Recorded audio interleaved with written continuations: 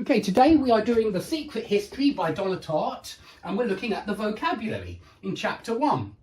And I've just finished reading this book, and I have to say it's one of my favourite books for the last few years. It really is a fantastic novel. It kept me up until 5 o'clock in the morning because I really wanted to find out what happened in the next chapter and then what happened at the end.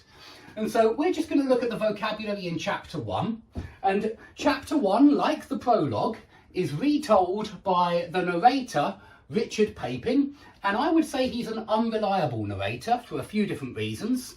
Firstly, narrators are always unreliable because they have biases, they have prejudices, they might have friends who they hold in very high regard and enemies that they don't hold in high regard, who they don't like, and so these biases might determine how they tell you the story. But secondly, he's often drunk or taking drugs in part 2, and so that also makes him an unreliable narrator. And there are a lot of other characters in this story who are lying at different times as well. And so it's not just an unreliable narrator, it's unreliable characters as well in the story. Now, Richard starts by telling us that he used to believe that fatal character flaws only existed in literature, but now he believes that everybody does have a fatal flaw, and a flaw is an imperfection, and we very often talk about somebody's character flaws, but you can use flaw in other situations as well. If an object has a flaw, if an item has a flaw that you buy from the shop, then it's got something that's not right, something that means that it doesn't work properly, and so it's an imperfection. And you take it back to the shop and get a refund.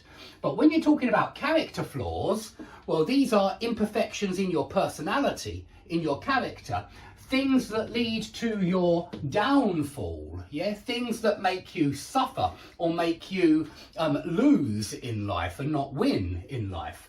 And he tells us that his fatal flaw is a morbid longing for the picturesque.